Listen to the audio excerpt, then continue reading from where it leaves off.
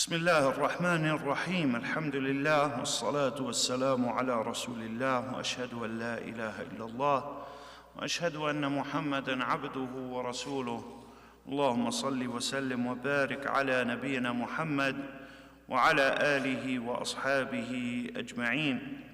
أما بعد, continuing in Riyadh al-Salihin, the 6th chapter, the chapter of At-Taqwa, authored by Al-Hafiz An-Nawawi rahimahullah ta'ala.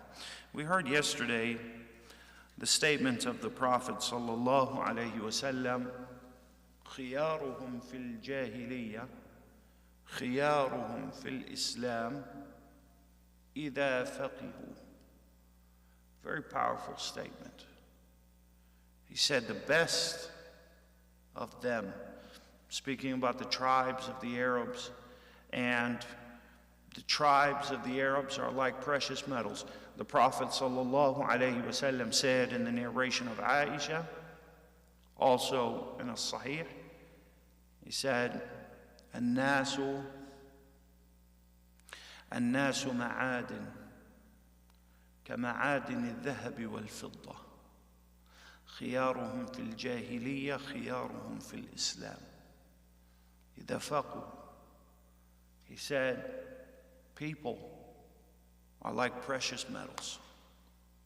The best of them in Jahiliyyah are still the best of them after the coming of Islam, as long as they have knowledge.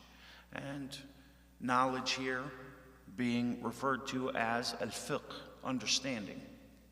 Right?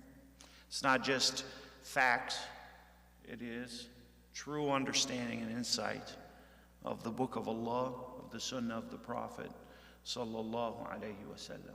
And so there is no way that a person can reach the heights of virtue without knowledge, no matter how good their intention is. As a matter of fact, the idea that one's intention can be very, very good without knowledge is also incorrect, because intention has details to it. Intention needs understanding and knowledge in order to purify it, in order that a person may perfect his intention. And so all of these things need knowledge. There's no way to climb the rungs of the ladder of Iman without knowledge. It is not possible. It's just you do not have the technology that you need in order to obtain that highness. No matter how much a person wants something, no matter how good their intention may be, no matter how strongly they desire it, if they don't have the means to do it, they will not be able to do it. And so the Prophet ﷺ places this as a condition. We see the next narration here, the narration which is number 70 in the order of the narrations of the book, and it is the second narration in this chapter, chapter number 6. An-Nawawi rahimahullah ta'ala says, عن أبي سعيد الخدري. Do we know what Abu Sa'id al-Khudri, what his name is? Who knows his name? No? I've mentioned it before. Sa'd ibn Sinan. Sa'd ibn Sinan radiyallahu anhu al-Khudri. عن النبي صلى الله عليه وسلم قال, and listen to this statement, memorize it. Memorize it and think about it all the time. As a matter of fact, place this narration on the forefront of your mind, and whenever you look to do something or say something or make a decision, remember this statement. يقول عن النبي صلى الله عليه وسلم قال إن الدنيا حلوة خضرة وإن الله مستخلفكم فيها فينظر كيف تعملون فاتقوا الدنيا واتقوا النساء فإن أول فتنة بني إسرائيل كانت في النساء. رواه Muslim. He says, sallallahu alayhi wa sallam, indeed the dunya, the life of this dunya, this world, is sweet and green. It's very alluring. It's very seductive. At first taste, it's very sweet. At first glance, it's very green. وَإِنَّ اللَّهَ مُسْتَخْلِفُكُمْ فِيهَا فَيَنْظُرُ كَيْفَ تَعْمَلُونَ. And indeed Allah has placed you here in this dunya in order to watch what you do and to observe your decisions and choices. فَاتَّقُوا الدُّنْيَا وَاتَّقُوا النِّسَاء. And so, shield yourselves from the misguidance or the mischief of the dunya, and specifically the seduction of women. So here he's saying, shield yourselves, ittaqu, the same wording. We said at-taqwa is what?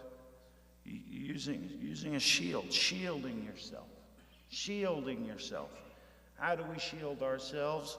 By observing Allah's commandments and abstaining from His prohibitions. So he's saying, so shield yourselves from the seduction of the dunya and the seduction of women specifically.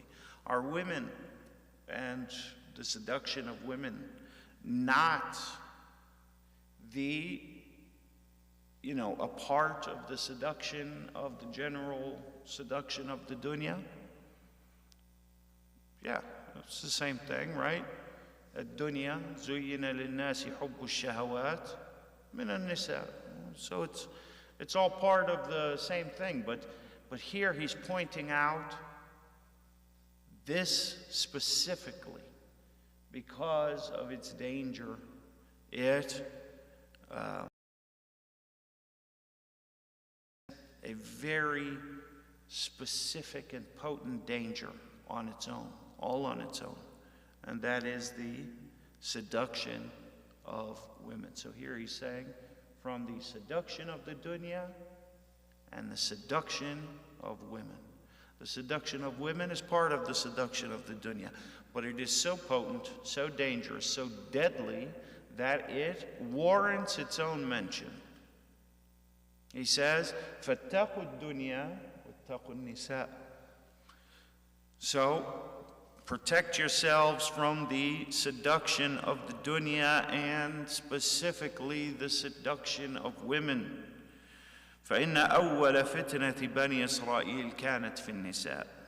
For indeed the first fitna that Bani Israel was led astray with was that of women, and had to do with the seduction of women.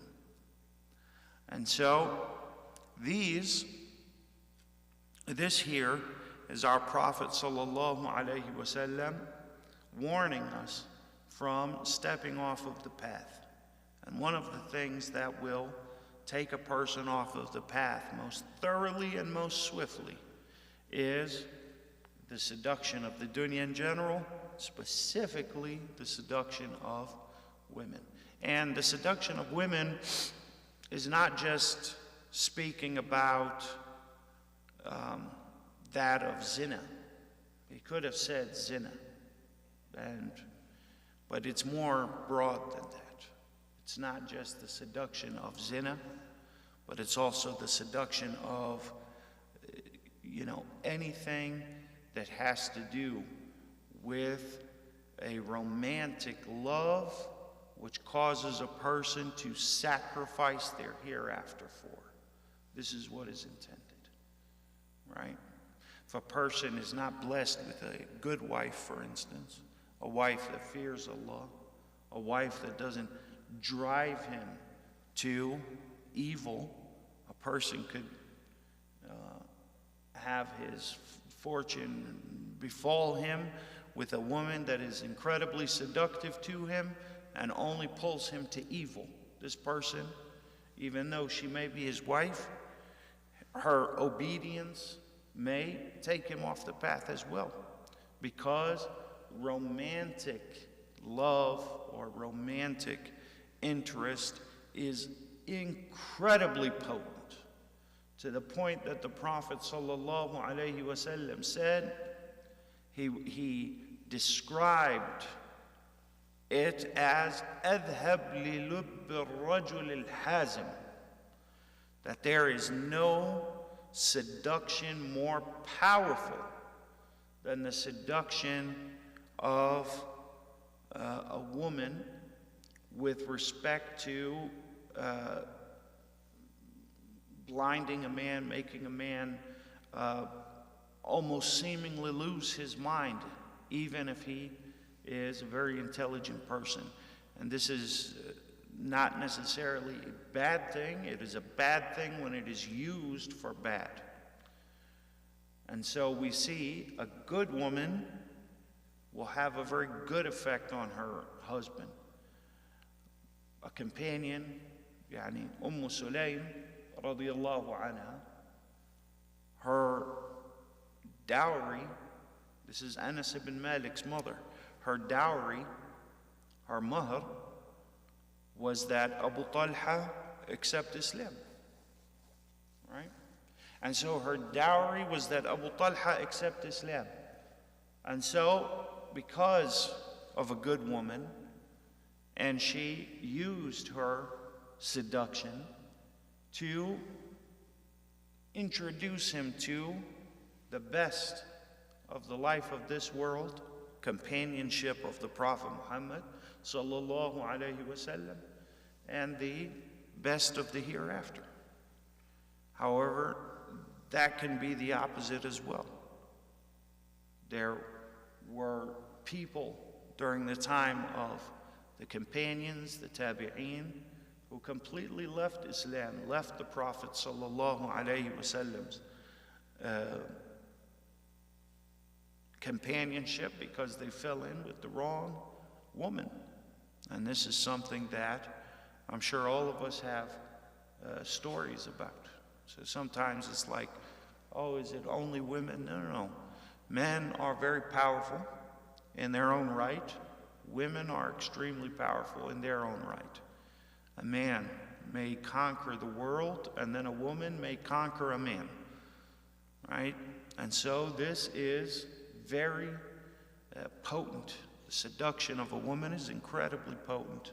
So the Prophet ﷺ points it out, and that it is a warning for men, and it is a warning for women as well, to not use this tool or not use this ability for bad or evil. نسأل الله سبحانه وتعالى أن يغفر لنا ذنوبنا وأن يكفر عنا سيئاتنا وأن يقينا عذاب النار. الله أعلم. صلى الله وسلم على نبينا.